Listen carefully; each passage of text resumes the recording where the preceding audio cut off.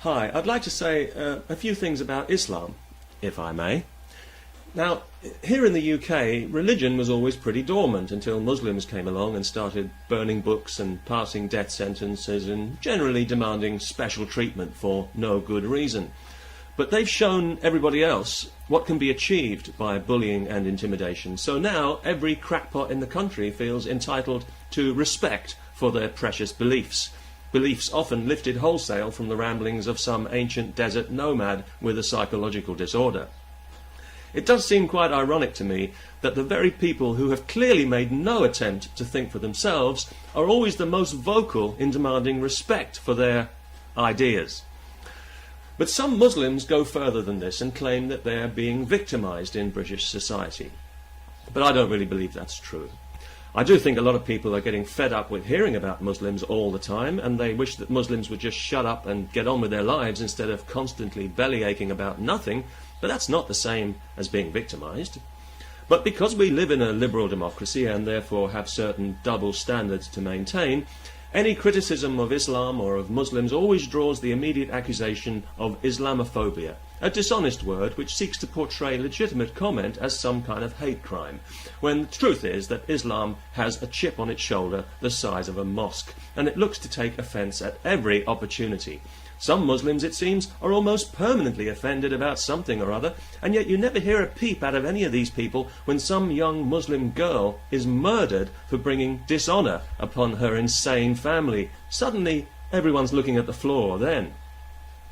They keep telling us that Islam is a religion of peace, but all the evidence points to a religion of war. Its holy book urges Muslims to conquer the world and subjugate everyone to the rule of God. If Islam had its way, elections would become a thing of the past, and the rest of us would be living in the past for the foreseeable future. And some people are very keen to bring this situation about, especially the loud-mouthed, rabble-rousing Islamic clerics who we always hear praising the suicide bombers as glorious martyrs.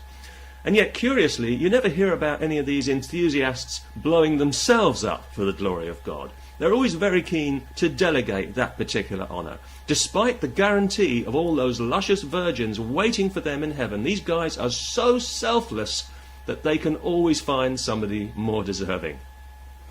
Now, of course, the whole 72 virgins scenario has become something of a comedy staple, and with good reason.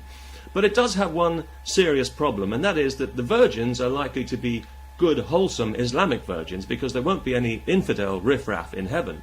So, presumably, they'll have brothers and cousins and uncles who are all determined to defend their honour by killing anyone who makes eye contact with them.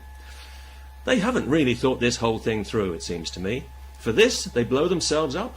Wouldn't it be easier just to get an inflatable woman and blow her up? And then if one of your friends happens to glance at her with lustful eyes, why, you can simply stone her to death and get another one, in the usual way. Also, I think Muslim women in Britain who cover their faces are mentally ill. Now, I realise that in some parts of the world women don't actually have any choice in this matter, governed as they are by primitive pigs whose only achievement in life is to be born with a penis in one hand and a Quran in the other. But it just seems to me that if God had intended you to cover your face, then in his wisdom he would have provided you with a flap of skin for the purpose. Of course, if it gave you any sexual pleasure, it would have to be removed. That goes without saying. But I don't want to be too hard on Islam here, for two reasons. Firstly, because I don't want to be murdered by some hysterical, self-righteous, carpet-chewing, book-burning muppet with shit for brains. And secondly, I think we do need to make allowances for Islam, because we have to remember that it is quite a young religion. So maybe right now it's just going through a difficult age. A little headstrong, full of itself, thinks it knows all the answers. But I'm sure it'll learn. I think years from now, a lot of intelligent Muslims will be looking back on all this medievalism and jihad nonsense with embarrassment and shame, like the Germans do with the Nazis. And maybe then we can all have a good laugh about it. But in the meantime, I think that any religion that demands earthly vengeance and retribution for any reason is not really a religion at all, but an illness, and should be treated as such. Peace. And I mean that most sincerely.